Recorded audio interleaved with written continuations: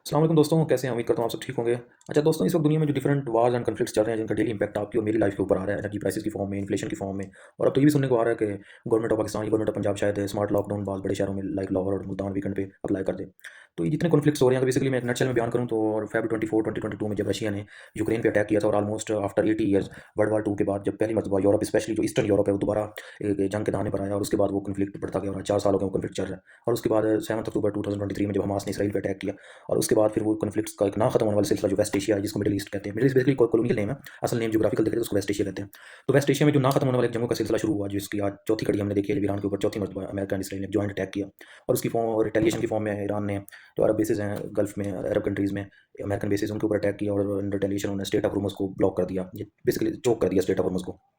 तो उसका जो डेली इंपैक्ट आपकी और मेरी लाइफ के ऊपर आया, इसके ऊपर आपने जो जंग हो रही है, बहुत जज्बाती बातें, और इसके अलावा वगैरह डिफरेंट चीज़ें आपने सुनी होगी, एनालिसिस वगैरह आपने डिफरेंट जर्नलिस्ट के मुंह से या डिफरेंट व्लॉगर्स और यूट्यूबर्स, कॉलम नगाज़िन के मुंह से आपने काफ़ी चीज़ें ये सुनी होंगी। लेकिन अगर ये भी एक आयरनी है, अगर देखा जाए, एक अलमिया है हमारे माशरे का, कि हमारे माशरे में दो ही तो टॉपिक्स हैं फेवरेट, उनके ऊपर हर बंदा बात करता है, चाहे वो पॉलिटिक्स हो या रिलीजन हो। Without any knowledge, without any proper research, ये टू टॉपिक्स ऐसे हैं जिसके ऊपर पाकिस्तान जैसे माशरों में, इवन कि इंडिया जैसे माशरों में भी इन टू टॉपिक्स पे बहुत ज़्यादा गुफ्तगू की जाती है, एक पॉलिटिक्स एंड दूसरा रिलीजन।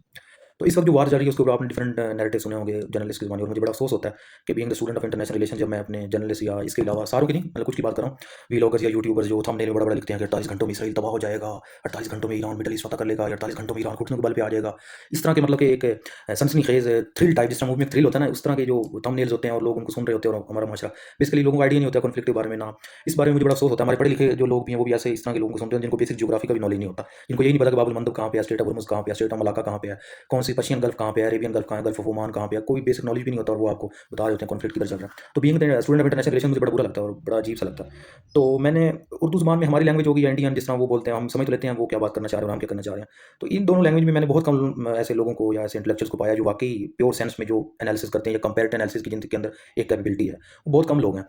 मोस्टली जो है वो या कॉपी पेस्ट करते हैं, छापा मार होते हैं, ना बेसिक एनालिसिस करते हैं, ना उनको आइडिया होता है। तो मोस्टली मैं तो सुनता ही नहीं हूँ उर्दू स्पीकिंग या इंडियन जो है। मैं तो being a student of international relation हमेशा अपने दोस्तों को भी रिकमेंड करता हूँ कि अगर आपने वाकई सही मानों में एनालिसिस करना है, कॉन्फ्लिक्ट हो गया, या आप जानना चाहते हैं, आपके अंदर एक क्यूरियोसिटी है, तो आप इनको सुनने के बजाय अमेरिकन एंड वेस्टर्न या यूरोपियन जो सोशल साइंसेज के प्रोफेसर हैं, लाइक प्रोफेसर जॉन मेलशैमर या प्रोफेसर जेफरी सैक्स या नॉर्वे के एक प्रोफेसर ग्लेन टीजन है, इस तरह के जितने प्रोफेसर हैं, मैं रिकमेंड करता हूँ कि आप उनको सुना करें। तो अब काफ़ी मसला ये है, वो इंग्लिश में बात करते हैं काफ़ी, मतलब हमारे जिस तरह बुजुर्ग हो गए, हमारे वेस्ट में मोस्टली पाकिस्तानी जो सोसाइटी है, उनमें इंग्लिश प्रॉपर वो फ्लुएंटली बोल भी नहीं सकते और समझ भी नहीं आती। तो इस वजह से मोस्टली फिर वो लोग यही सुनते हैं जो हमारे कुछ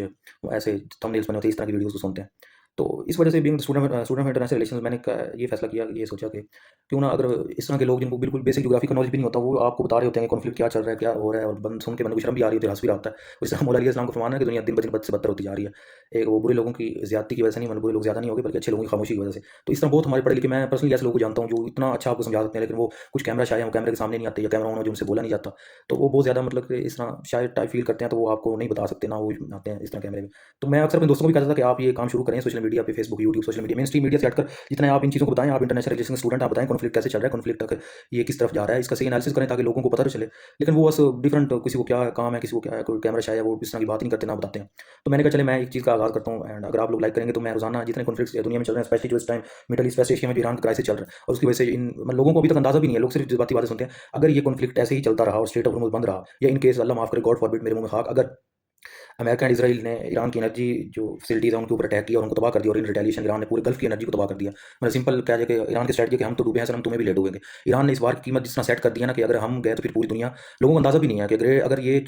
वार एस्केलेट करेगी ना, तो लोग ग्रेट डिप्रेशन ऑफ 1929 को भूल जाएंगे। इतना ग्लोबल इकोनॉमिक रिसेशन आएगा कि आपकी सोच भी नहीं है। अभी तो जो क्रूड ऑयल है इंटरनेशनल मार्केट में, वो तो 120 पे भी नहीं पहुंचा, और ये हालात हो गए हैं। और जस्ट इमेजिन $200 पर बैरल अगर वो टच कर जाए, तो उसके फिर क्या रिजल्ट्स निकलेंगे, आप सोच भी नहीं सकते। इतना बड़ा ग्लोबल इकोनॉमिक रिसेशन आएगी जिसकी आप, मतलब जो लोग जानते हैं इकोनॉमिक डिप्रेशन ऑफ, जो ग्लोबल डिप्रेशन आया था, ग्रेट डिप्रेशन जिसको कहते हैं 1929 को, तो लोग उसको भूल जाएंगे। तो मैंने फिर ये सोचा कि क्यों ना इस कॉन्फ्लिक्ट के बारे में जो दुनिया में चल रहा है रोजाना, एक without biasness, without any emotions, आपको रियल पॉलिटिक्स और जियो पॉलिटिक्स, मतलब अगर उस तरह के लोग डिस्कस कर सकते हैं सोशल मीडिया पर आकर, तो क्यों ना भी student of international relation, student of political science और स्टूडेंट ऑफ सोशल साइंसेज, वो क्यों नहीं डिस्कस कर सकते। तो वो लोगों को एजुकेट करें for the just educational purposes. मुझे ऐसे फील हुआ कि मुझे चाहिए कि मैं इस तरह की वीडियोज़ बनाऊँ और लोगों को, अपने दोस्तों को इस बारे में अपडेट करूँ। तो इंशाल्लाह मैं आज ये जस्ट जनरल मैंने एक इंट्रोडक्शन करवाया, कल से इंशाल्लाह मैं जितने दुनिया में कॉन्फ्लिक्ट्स चल रहे हैं ना, स्पेशली जो मिडल ईस्ट का, वेस्ट एशिया कॉन्फ्लिक्ट है, उसके मतलब मैं कल से वार अपडेट डेली आपको बताया करूँगा, आपको समझाया करूँगा। तो काइंडली आप सपोर्ट ज़रूर कीजिएगा। Thank you so much. इंशाल्लाह दुआ करें ये जंगें तमाम खत्म हो जाए, वरना इसके जो नताइज होंगे वो बहुत ही फैटल होंगे हम सब के लिए। Thank you so much.